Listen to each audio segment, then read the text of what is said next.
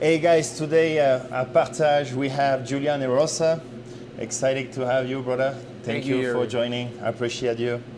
We're gonna go through simple recipes today, but it's more about getting fun and talking about your journey and your life and make people understand you better. Yep.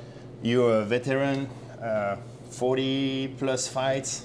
Yeah. So you're in the game forever. So we're gonna go through your journey, but let's explain what we're gonna do today. So we're gonna bake some gratin potato, really simple. We're gonna put it in the oven, and by the time it's cooking, we're gonna switch with cordon bleu, which is a French recipe. Yeah. The problem juice is AKA Juicy J. So the problem is celiac. It's not a problem though, but we have a lot of demand and more asking for switching recipes. So I'm gonna do a regular recipe with the regular flour, the wheat, and just gonna make his own cordon bleu with rice flour and cornstarch. And instead of using the bread, we're gonna use the peanuts coated. So let's start. Sounds good. Cool. Okay, so we're gonna infuse milk with garlic and thyme. Alrighty. And it's gonna give a lot of flavor, and that's gonna help to make the taste better for the gratin. So we're gonna either way cut in half garlic head and infuse with milk. So you just have to crush it. You can keep the skin. It's just to infuse. We're gonna strain it, or if you don't want to use the knife, you can just smash it. And yeah, that's more like the way you go on the cage, right? I'll try both ways. When you say these are au gratin potatoes, right? This one is a russet. It's a good potato. Yeah. It's a mild starch. Is it a cheesy potato kind of? It's more like you can use it for fries, or they're pretty white skin color. They're gonna be not over colored, you know. Yeah. But this is good as well to cook a gratin. So I've had au gratin potatoes before, but I didn't know if that's what you were saying. I don't know if that was. So what we can do as well in a gratin, you can use only milk, or you can do half with heavy cream. But as you're on a diet, you coming for a fight soon, Just? I don't have a fight soon, so we're not worried about the calorie So we intake. can go crazy? Yeah, we can do whatever we want. Okay, cool. Do you want me to do this whole entire guy, Roy?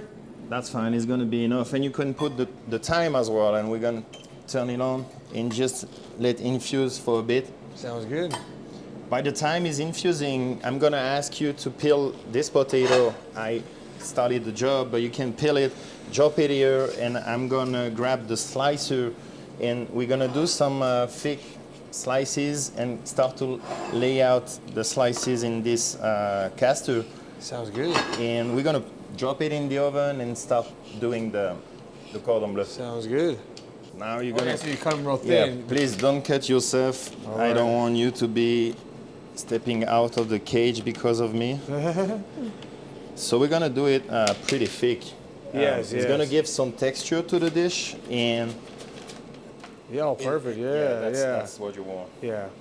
You can go thinner, or Yeah. but the time of cooking will be impacted. Yeah, that makes sense. Okay, I let you slice this, and by the time you do that, do you want to tell us how you got involved in fighting? You were a kid? You were fighting at school? You were a bad kid, or? Actually, I was kind of a smaller guy growing up, and then what should I do? Yeah, that's fine. You can. I was kind of a smaller guy growing up, and I never really got into much fights. But I was a skateboarder, so I was at the skate park a lot. And if you've ever been in a skate park, you know that a lot of fights kind of break out. One thing led into another, and I got into a handful of street fights at the skate park, and decided this is actually pretty fun. So you won the first fight? I actually was undefeated in the streets, as they say. But street fighting was, it was. I can't tell why. Yeah, it was.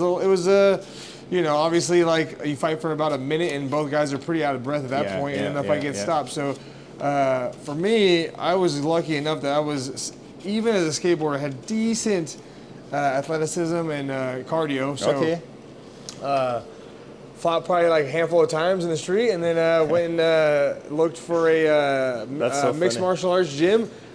And I found one, and I didn't know if it was like a karate thing or anything. And I walked in and asked them, how quickly can I fight? Oh, you started with karate then? No, I thought it was like a karate studio or something. I had no idea. I didn't know the difference between that and mixed martial arts, and stepped in there and decided that I wanted to start fighting, and trained for a few months and fought after 3 months of training and never looked back. Wow. Yeah. After only 3 months stepping in the gym, you took a fight? Well, it's a bit different back in the day. Back when I was an amateur, I mean, we're talking about like 16 years ago, there was a lot of guys it was barely a level above street fighting. Nowadays it's a whole different thing. When I moved to Vegas and started training at Extreme Couture, I would train with guys and they would tell me their record, and I thought these were professional records.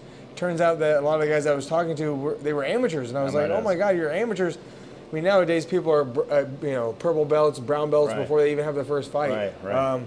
I had 3 months of actual training, watched some UFC, and said, maybe I could do this. That's so funny. Yeah, it's a different type of landscape than it was. Yeah. Can you? So this is nutmeg. You're gonna grate some inside to give more flavor to the milk.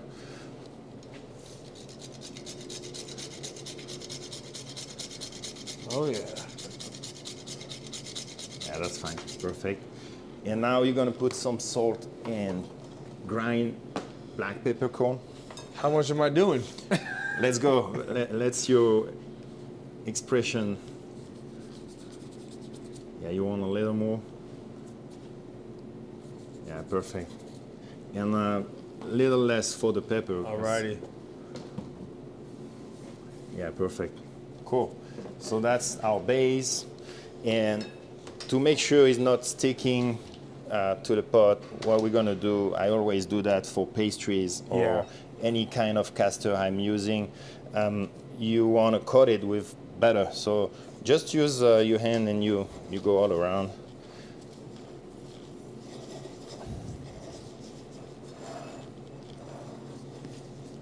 You always feel like it's hard to keep these from getting dirty when you're cooking. Yeah, it is. I mean, the dishwasher hates me when I use it. Because these guys, you can't let them soak in water, right? They will get some rust if you do. You want to scrub them a little bit. That's not too bad though. And then you're gonna lay out some potato all around, so you can match them like this, or you can give them a little, overlap. Do the overlap method. I'm just copycatting you. Okay, like this. So I'm really happy that you joined us today, because we know about you. Obviously, you were in the tough, but personal life, I guess you don't talk too much outside, and you are really a focused fighter that you don't really go out or party or whatever. You focus on your career, and having like 40 plus fights, it's really insane. Yeah. It's like really demanding. I guess you need a great life quality. Yeah. I think your wife is helping for that too. Oh yes. And you have 2 kids now? Just one kid. Just one kid? Yes, yeah. 7 months old. So that gives you even more things to think, and where you want to go, just where you want to go. What is your goal? Because you're a top 15 rank. Not yet. I was kind of on the door of that for a little bit, but I ended up losing a couple of fights and then winning a couple of fights. So you're on a 2-win streak. Yes. Yeah. Before, so yeah, you're like what? Your record is 30-10 or 30-33? About that, yeah. I think I'm 30-11. 30 wins, 11 losses. I don't know if you guys understand that, but to pick up a fight is really, really difficult. So having 40 fights at 35 years old is just it's just incredible, Yeah, not only that, I fought as an amateur for about a year and a half and had 10 fights in like a year and a half. Amateur too? Yeah. You had 10 fights? Yeah, 10 amateur fights in about a year and a half.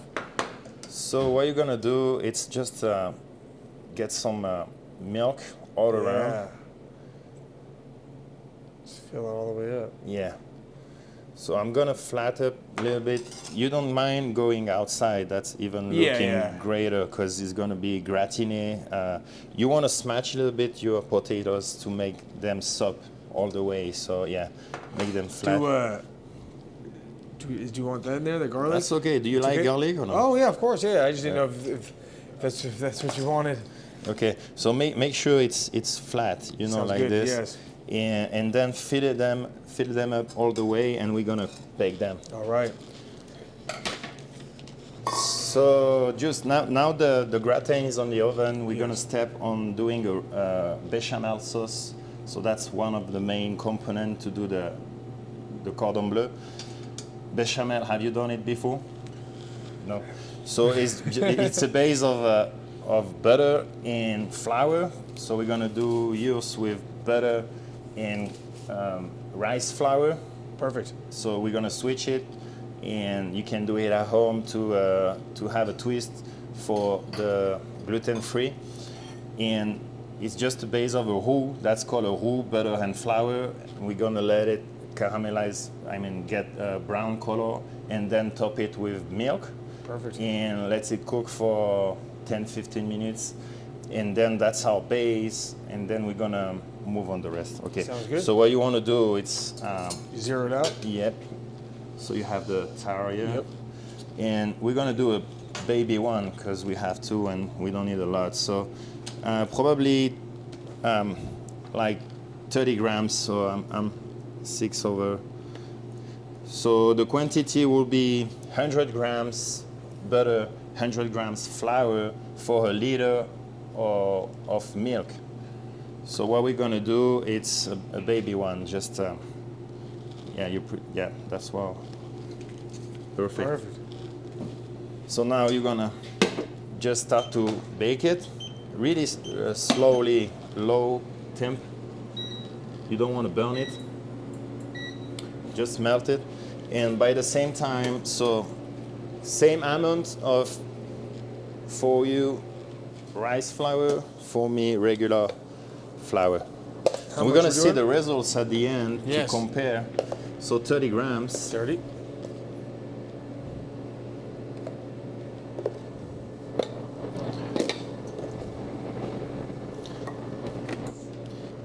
And the last step will be to have the milk ready. So you can have this here. And because we did 1/3 of the base, the ratio, the recipe, so we're gonna go 330 grams. 330? Yeah. Alrighty.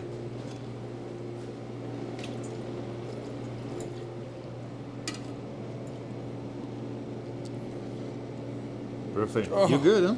You said you never cooked? No. I've weighed stuff on scales though before, sir. I won't put this on. That's how I knew how to click the tear button. I know that one. I know that one. Cool. So when the butter is melted, you're gonna add your flour. Alrighty. When it's fully melted? Yeah. Okay. So I'll wait a little bit longer.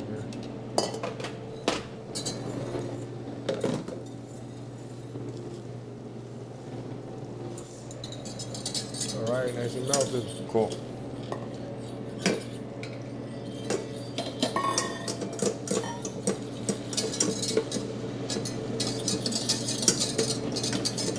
See, make like a paste. Yeah. Yours will be more, it's drier than mine. Yes, see? yes. But it's gonna work. Yeah. So you can let it rest. It's gonna kind of cook, make it little slowly, make a paste. It's gonna come to a brown color, and then we're gonna add the milk. Sounds good. Okay. For the rest, I took just the breasts. If you have the chicken, you have to fillet it. Organic breasts, they pretty good size. You can see they are not filled with GMO or a lot of shit. We're gonna fillet it. like a butterfly. Yes. And season it, and we're gonna fill it up with. That's the main part, the ham. I use Koto ham, so you can use basically the ham you find at the store, but less water is inside as well is the best. You can see this is a good color. It looks great, and as well we're gonna have cheese. Oh yeah. So for this one, we have a little cheese that Conte style, so you can find at your market too. Yeah. What type of cheeses? So it's a cow milk. Yeah. You okay with that? Oh yeah. And, I mean, I just know there's a million different cheeses like provolone. The name is Beaufort. It's a French cheese. Okay. So it's more like a Conte. Okay. That's why it's a Conte style, because Beaufort is not known. Okay. But you can use Swiss cheese. That works perfectly. The cheese that I like all is cheeses. the favorite, you know. Like and you go to the market, you get some slices of ham. We have two beautiful breasts. Now we're gonna get a nice color. Yours will be less color. That's for sure, because it's rice flour. Yes. So you can drop the milk. Alrighty. Do it. And we're gonna let it bake gently. We're gonna have some salt and pepper again.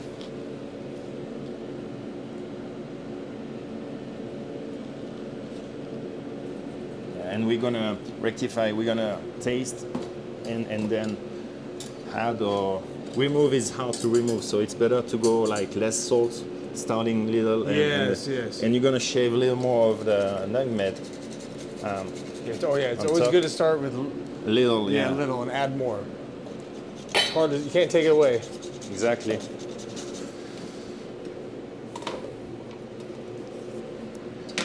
So has Juice has a gluten-free allergy.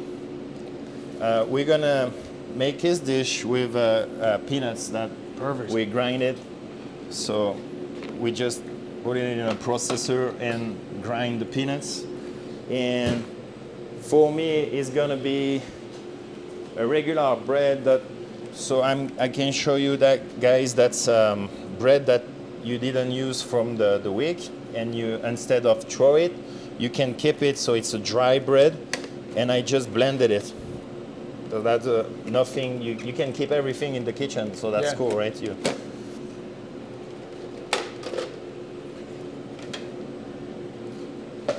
So we're gonna just do this to get some space, and don't forget to stir it sometime to whisk it, because if you don't, it's gonna attach to the bottom and it's gonna burn.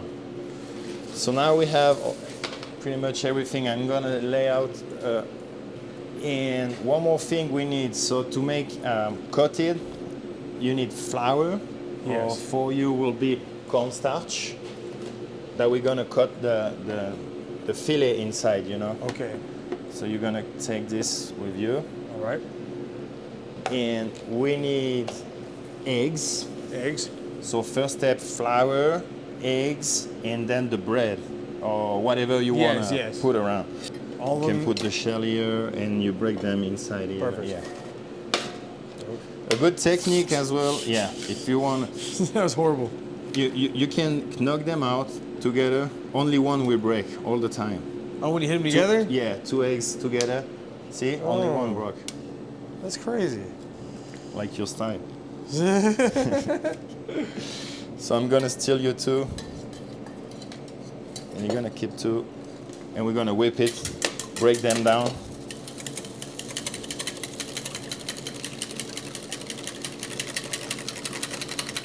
And everything step by step, you wanna season all the steps like that. It's not over seasoned, you know. Everything you do, you wanna season the bechamel.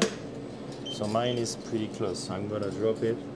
Yours will take more time to cook, as is no wheat, you know. Yes. And this, you want to season the coated as well, you know, the eggs. It's really important to season all the steps, you know. So you want something like this, you know. Yeah. Okay. So for the size of the gratin we did, we set up the oven at 350 and we put it for 35-40 minutes. So you have still 25 minutes to go. Plenty of time to make the rest. And we're gonna have it inside the little pan like this. All right.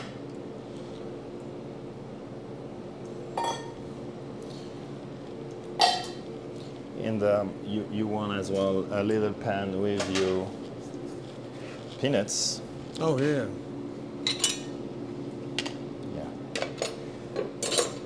So you can take that powder, or if you want thinner or bigger. Yeah.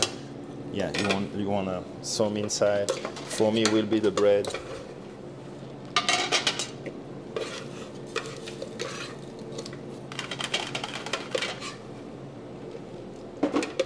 So that's the steps we want to go. Flour, eggs, and whatever you want to cut it. So we're gonna make some space for you just. So we're gonna use like a portefeuille, like a butterfly. We call it portefeuille in French. But you're gonna pretty much go on the middle and going all the way through like this. And you want to keep it like connected. Yeah.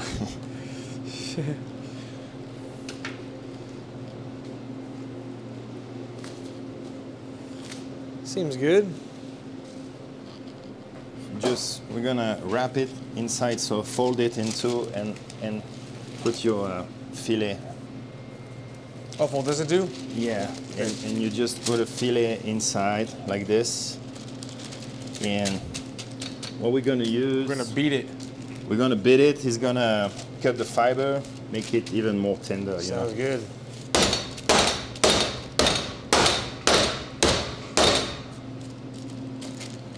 Damn, that's aggressive. You like to beat people, right?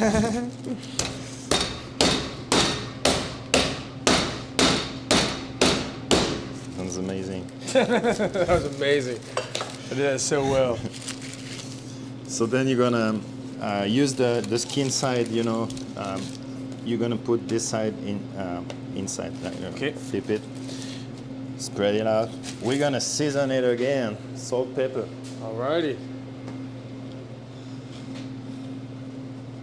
A nice layer, just thin layer, yeah. Make sure when you season, that's the trick. You wanna spray it like a sprayer, you see?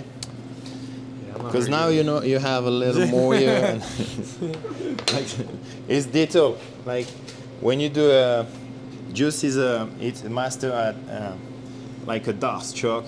Yes. And you have a technique for that, right? Yes. To choke people out. So yeah. Same thing. And then we're gonna go first the meat, the ham. Oh yeah, the ham is the best part. Yeah, it's cool. And we're gonna remove little fat here. If you wanna let it, that's fine. But I like the fat. cut like this. Can we leave the fat or no? Whatever. If you wanna keep it, you can. It's gonna be a better texture if you remove it. You know. Okay. It just kind of falls off, anyways. And make sure you have some everywhere. So now you see it's cold. Yeah. It's not really cold, but it's thick. Yes. It's like gravy. Yeah, that's what you use for gravy. Yeah. The roux. So you have a base for the roux. You wanna try it? Is that what we're doing? Oh. Yeah. So we're gonna spread some here, and it's gonna help to glue everything together and Yes. stick. So a thin layer.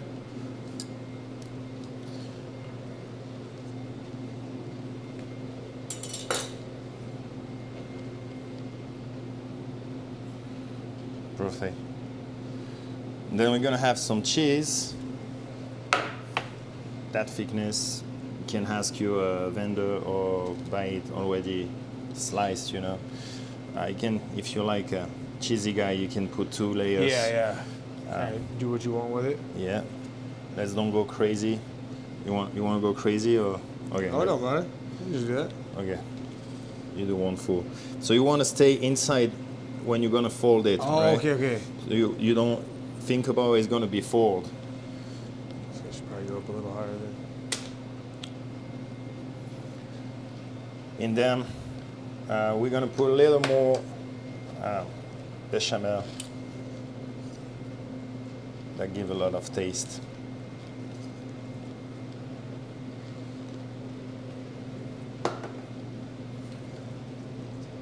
And then you're gonna fold it.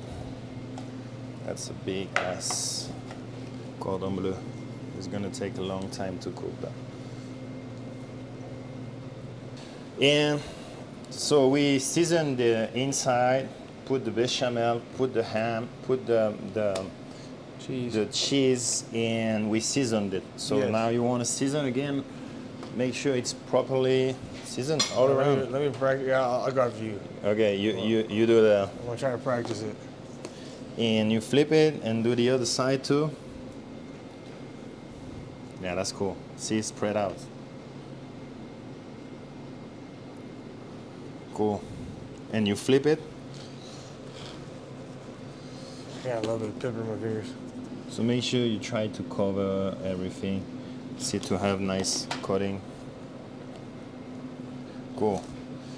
Yeah, same thing. Spread it out. Let's go. And now you pick it up and you're gonna drop it in the flour. Roll it all the way. Make sure the flour is everywhere. It's gonna help to stick the eggs to the meat.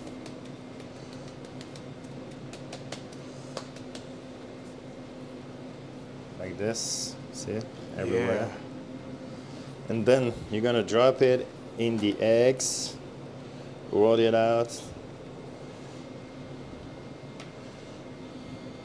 So just for you, you guys know that I'm using regular flour, but Juice is using cornstarch for this purpose, that it is gluten-free. It's a proper diet for a fighter.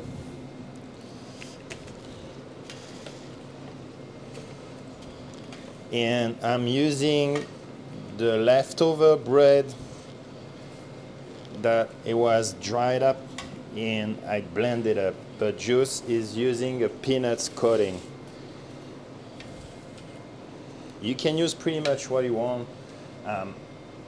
This is gonna give it a crunch. You can use, yeah, you can use walnuts. You can use all the kind of nuts. If you want a gluten-free bread, let's say you have a gluten-free bread, yeah, you can do it with it. So we have the first layer done, okay? First layer. See the results. So we're gonna try to get a nice cut. I'm gonna switch the gloves for you because I don't want to kill you. Okay, we're gonna try to make it like if it was a perfect coating. You don't want to see, especially on the side, you don't want to see the cheese or the meat, because when it's gonna cook, it's gonna go out. You know, it's gonna melt. That's right. And it's gonna go out. The top is not bad because nothing gonna happen, but it's mainly on the side that you want to make sure you have nice coating. See, there is cheeses, so you want to go all around.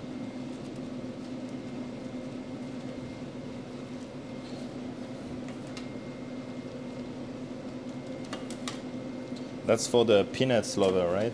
Yes. So if you are nuts free, gluten free, just use like gluten free bread. You know? Yeah. Okay, now we have the base. For me, with the bread, it's easier to do a second layer and make sure it's well coated, because you can see it's less, it's thinner, right? So I'm gonna go the second time. I'm gonna skip the flour and just go with the eggs and do it again and make sure it's well coated. Should I do that again? No, it's gonna be too thick if you do that. Too much peanuts. Voila. Looks fantastic. Okay. I'm gonna keep them separate. I don't want to touch it. Yeah, I got it. Put it here aside. Ooh-wee. Okay. So just the gratin is not perfectly cooked yet, but you can see the color is really fantastic, brown. Yeah. But to avoid to go too darker and have this burn taste, you want to cover it and finish it cover. Okay. Okay. Yeah. So first you want to gratin it. That's the look you want. Yeah, that looks fantastic. And then you want wrap it up and finish. So we have probably 10 more minutes to go. Oh, 10 more minutes in the oven? Yeah. After you wrap it? So wrap it and it's gonna avoid to color even more. Okay. Okay, next step. We're pretty close to be done. We have the gratin 10 minutes away.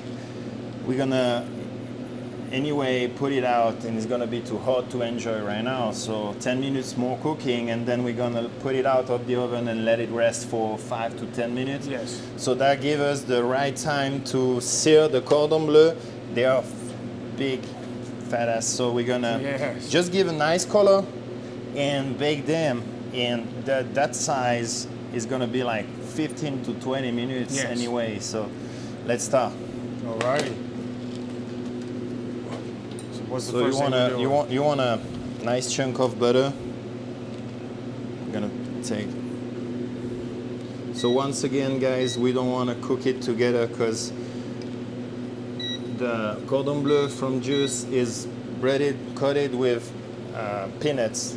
But that's why we say it. And mine is with bread. The tea is very, very important on the peanuts. Do you like peanuts? Like peanuts? Yeah, I don't know. Okay, I'm gonna grab a spatula. So yours is like, obviously mine's gonna have a harder time having to keep the cheese inside. Well, no, maybe a little bit of that, but just to kind of give it a brown, like to give it a little sear because it's the peanuts. It's gonna be faster. Yeah. No, it's gonna be brown perfectly. Okay. Yeah. Okay, so we're gonna bump it up and then turn it on. So you want a high temperature first and playing with the heat. So and once you start, so you want always seared whatever you're baking at home. Except the fish without skin, you want to preserve it and go slowly and baste it. But if you want a meat, that you want a nice seared, you want to give a nice crust, nice color right away. See the butter, it's singing now. So you can drop yours. And then we're gonna play with the temperature to not burn it. That's amazing. So Juice, are you going to train after that? Yes. Do you think you be able to move? Oh, I'll be fine. Like when you cook like a steak, do you do the same thing? You sear it first? Sear first and then bake it. Okay. And the time depending of thickness. The size, the thickness. Yes. Yeah. And then you let it rest too. Because it still cooks. Yeah. So see, that's gonna be amazing. That's money right there. So by the time we give it good color, the gratin is on the oven. Can you tell us your journey and most importantly, how did you get inside the cage UFC? Yeah, I kind of have like an unusual story with the UFC. I did The Ultimate Fighter back in 2016. I did pretty well in that show, and then I went 1-1 in the UFC after The Ultimate Fighter, got cut.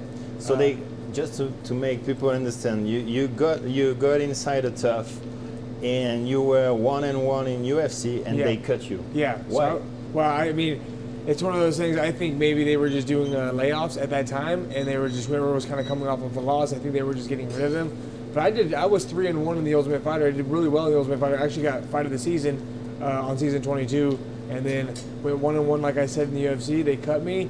Fought, I think, 7 times outside the UFC, including Patty Pimlet over at Cage Warriors. And you did, and you won the fight. Anybody that saw the fight, they know Juice won the fight, but it was in England, so they kind of trick you on that one. Yeah, you know, it's one of those things. If I would have had better management... Would you like to fight Patty again right now? You know, he's obviously, we've both, you know, kind of gone on our own careers. I think he just, he's an upper weight class. You know, he's a bit bigger of a guy.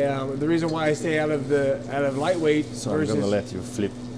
The reason why I like to stay out of lightweight is just because they're just a little bit bigger, you know, and I'm a big featherweight, but I think he's a pretty big lightweight. And, I mean, it'd be fun. That'd probably be he's one of the guys that I would fight at 55.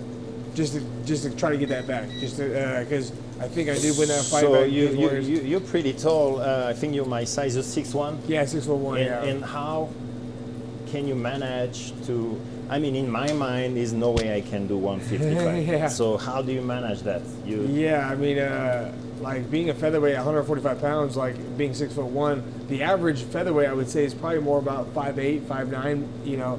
But there are some outliers, some guys that are long and skinny like I am. And I think there's a lot of guys that are really good with that body type. I mean, you got like Anderson Silva, John Jones, these guys are tall and lanky. And so I think to be able to get down to featherweight, you know, it's helped me. I get a little bit of an advantage, you know, with my physical size. But, you know, it's difficult. I mean, just like everybody else, you know, everybody's cutting, you know, everybody does the same thing. Everybody cuts a lot of weight to make their weight classes. It all depends on how you perform the next day. If you can get the weight off, and then the next day... But you look pretty big today. What is your weight right now? I'm like 175 pounds probably. Yeah. I cannot imagine cut 25 pounds. I know you have I know Alex Perez has been on here before, and he's a guy who does a pretty big weight cut for 125, and so I think just it's all across the board. I mean, there's some guys that were able to get away with not having to cut as much weight, but for me, you know, or especially the way the sport is now, you want to get every advantage as you can get, and one of it's, you know, with the weight cut, and you know, and I've been able to make it and never miss weight, and so if I can keep not missing weight and show up and still be able to perform, if I could make the weight but I couldn't perform the next day, I would move up weight classes for sure. But I can make the weight. So you're ready to move if you have to? Oh, if I have to, yeah. Okay, but right now you feel comfortable doing it. No, I feel comfortable. I can make weight at 145 pounds, and then I can perform the next day. And so, I mean, that's the most important thing. It's all about your performance. If the weight cut is detrimental to your performance, then you got to figure out a new weight class. Great. So, guys, you can see that we have a nice cutter and a crispy crust. We're gonna now drop it in the oven for 10 to 15 minutes. We're gonna check it out on the middle of the process and make sure it's good. The timer went out too, so it's time to remove the gratin, and we're gonna let it rest quiet on the side the time this is cooking. And once this will be cooked, it's gonna be perfect timing to enjoy everything together. Sounds good. So I'm using pan that goes on the electric, so on the induction, and with a stainless handle, so that goes to the oven too. Oh, nice! Yeah. You just slide so right we in. just stick it in the oven like All this. right, let's do it. You can do the same with cast iron, right? Yeah, correct.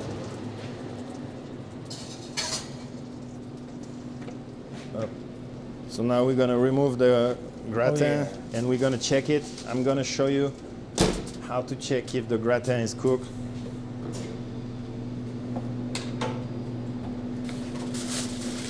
So the steaming is really hot. Those look great.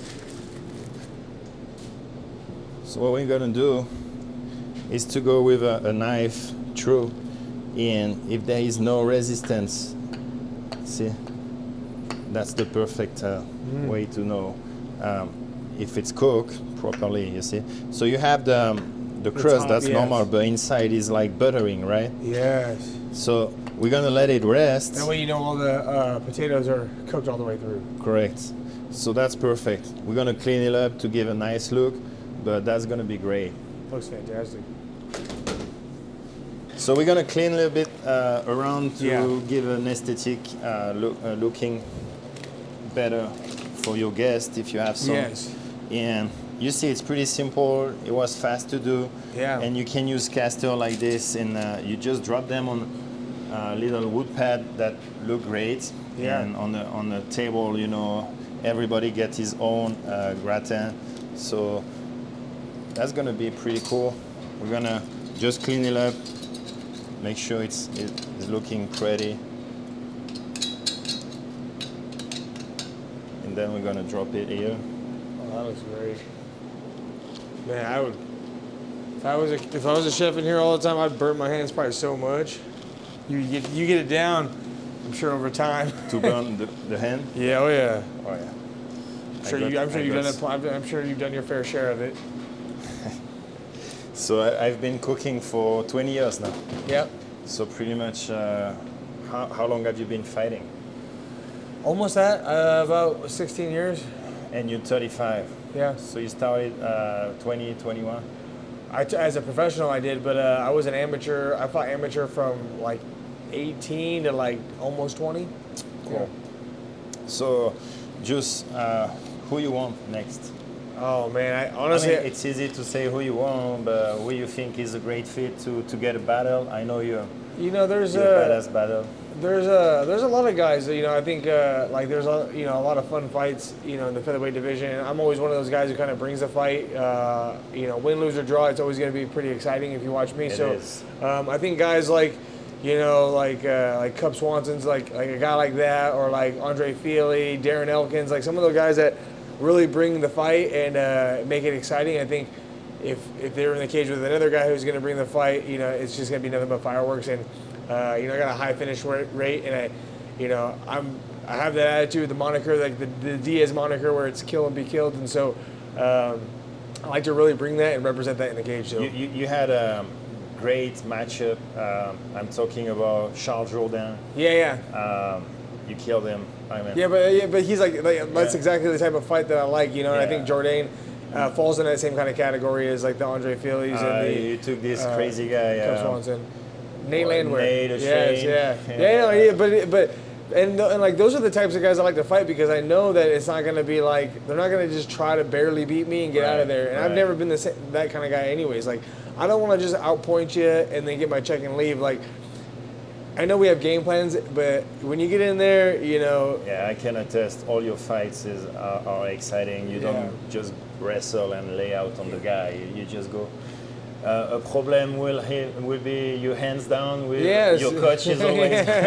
Well, it's a double-edged knife, or double-edged sword, as they say. It's like it's exciting and it's enjoyable and it's what I enjoy doing. But obviously there's some risk involved, But there's a risk in everything, and we're fighting. So we all love your style, the knees, flying knees, or how many guys you dropped with a knees. That's cool. My mom would attest to wanting me to be a little less exciting and just get in there, win, and get out. But that's kind of not my style. So that's the best part, the cheesy part here. But you want to take the cheese? Yeah, a little bit to the side, a little peanut cheese. That's gonna be amazing. Just to show the inside before we're going, I'm gonna cut mine into here.